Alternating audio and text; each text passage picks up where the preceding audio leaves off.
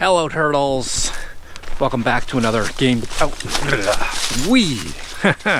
Hello turtles, welcome back to another outside game dev adventure where we're going to be taking a hike through the Westmore Town Forest and talk about, is Unity killing your chance at an indie game development career, or a career in indie game development, making your own games as a business? Is Unity killing your chances? Talking a little bit about the state of how many games are being made and released, how that affects the price of your games, and therefore the chance of making money, as well as overflowing the market, oversaturation. The indie apocalypse, is it real? I'm kind of rushing this video because it's almost dark. We got a half an hour before sun sets completely. Here, let's sign in. Sign in sheet.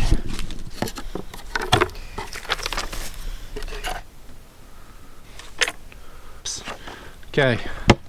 Anyway, we got signed in. Now, there isn't really a view at this hike. There's no overlook. There's no mountain to climb or lake or anything. It's actually out around a bog. If we're lucky, which we probably won't be because I'm talking, we might find a moose or a deer or maybe a bear. I have not seen a moose yet, not here. I have seen a couple deer. I have seen moose poop. It is a bog and moose do like bogs. So, whoa, we almost died. We good. Unity allows so many more games to be created. It's much easier to just jump in and start creating a game. I'm not going to say that creating a game is easy, even with Unity or tools like it. Creating a game is hard. It's a hard endeavor.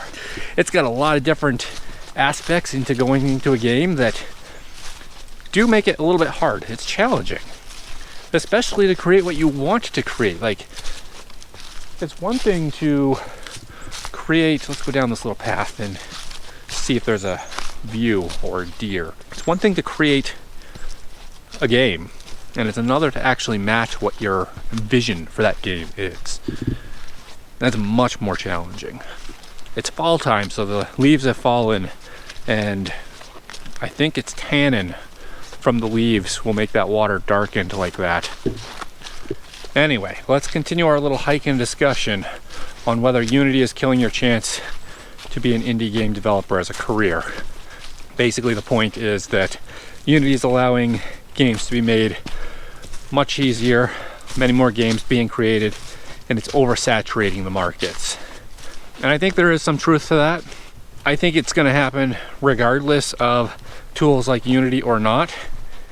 Generally, creative passions like this, including writing or creating music, painting, art, making movies, all of this stuff has their own versions of indie developers. If you have a dream and you wish to achieve one of those projects, you're going to try, whether the tools are easy to deal with or not.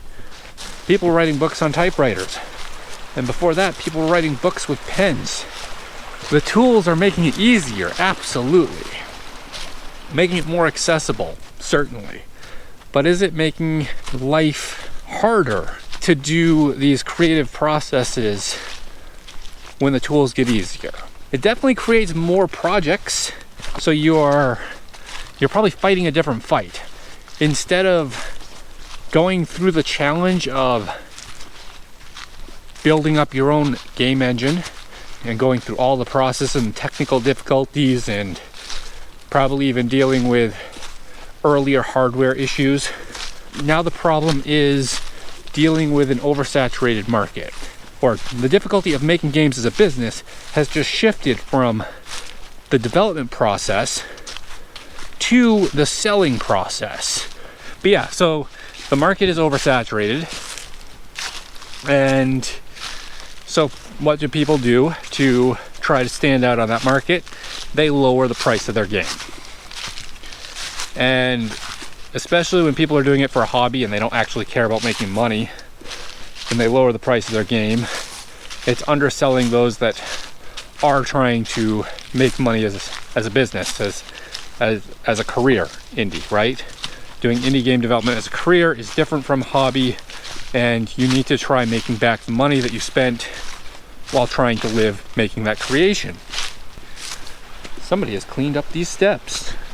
That's pretty nice of them.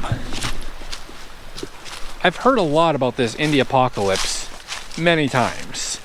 Apparently the high point of being in indie was somewhere around 2000 to 2010, I think. I don't necessarily know what makes that the highlight. The bubble started bursting at that point is what I'm understanding. But at that point I was in college and in the industry as a professional. I also took off for a nice 6-month hike along the Appalachian Trail in 2009. So that was good times. But yeah, apparently that was the high peak of indie game development before the bubble kind of burst. And ever since, I've been hearing about this indie apocalypse. Basically every year there's new reasons that it's impossible to make money from your games. And yet there are still people that are successful doing it. I haven't found my success just yet, but I have now been a full-time indie for 2 years. I am starting to wonder, how can I start moving the needles towards being more financially successful? I need to start moving in that direction. Otherwise, I won't be able to do this long term. So one of the big points that I have with regards to commercial engines, does the rate at which the quantity of games increases through these tools match the rate at which quality increases? This is very subjective, and I'm not going to say that I make the best games or that anyone else's games are not the best. But does the presence of these tools making it easier to develop a game, does it reduce the quality of the pool of games that are available to a player? I get the feeling that it does, but I don't really know where that feeling comes from. Browsing Steam every month to look at what racing games get out, there's a lot of shovelware, games that the developer really isn't putting effort into, and this same developer releases 5 games in a single month. I'm not even exaggerating.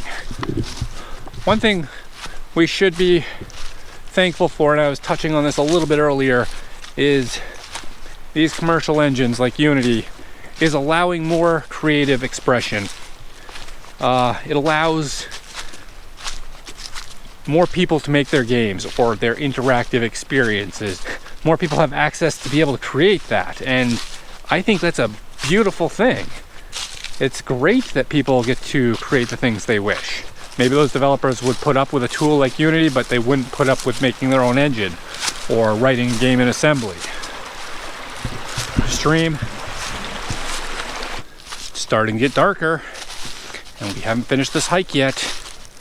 I think one of the problems that Unity does actually give us is it provides distribution to different platforms too easily. So easily that people don't really consider everything they should be considering when changing platforms. The number of people that have entered my stream saying, just push the button and accelerate to mobile. That's not how a port works. You don't just push a button and it's ported. Even if it works on that platform, even if it's performing well enough on that platform, there's more to it than that. I think that the push button export to different platforms is something that is hurting a lot of developers. Lots of the Steam games that are like garbage, you can tell are just mobile ports thrown on Steam because it was just a push a button. Instead of tapping the gas button in the game with your finger, you're going to be tapping it with a mouse. But what they don't realize is tapping it with a mouse, you can't tap the gas and the brake with the mouse as easily as you could with your fingers on the corner of the screens. These are the types of issues that occur when porting that you need to take care for. You don't just push the button and get it done. That said, if you are going to take care for the platform that you're releasing on, I think having those extra distribution options are really good. They are super valuable to developers, and I can totally see how and why game engines support that. As a developer, I want to be able to port my stuff over to different platforms, but I want to do it well. I don't want to just push a button and all done. And so it's a great advantage. Good leverage. Throughout this entire video, I've been using Unity as an example. And I want to be very clear that this is not just a problem with Unity. It's not Unity that's killing our indie adventures. It's commercial engines as a whole. It's the tools getting better. It's the process getting easier and more accessible. And I'm all for the process getting easier and more accessible, because that means that more people get creative expression. That means more people get to create their games, and maybe more games that were fun, that would never have seen the light of day, actually get made. And that's a great thing. I simply chose Unity to be the example in this video because according to SteamDB, Unity has the most releases on Steam, so it's the most popular. We've gotten to the highlight of this trail, which is the bog walk into the bog. Boardwalk, I guess. Boardwalk's one of those expensive properties to buy in Monopoly, and I'm not sure why. Do you see what Boardwalk is? I mean, I'd love to live here, but why is it expensive? It doesn't even have a roof. And I hope you guys enjoyed this episode of Outside Game Dev. If you did, leave a comment, maybe with a question, and I can answer it in a future video. Give it a thumbs up if you enjoyed it, share it with other developers, and as always, turtles, until later, have a good one.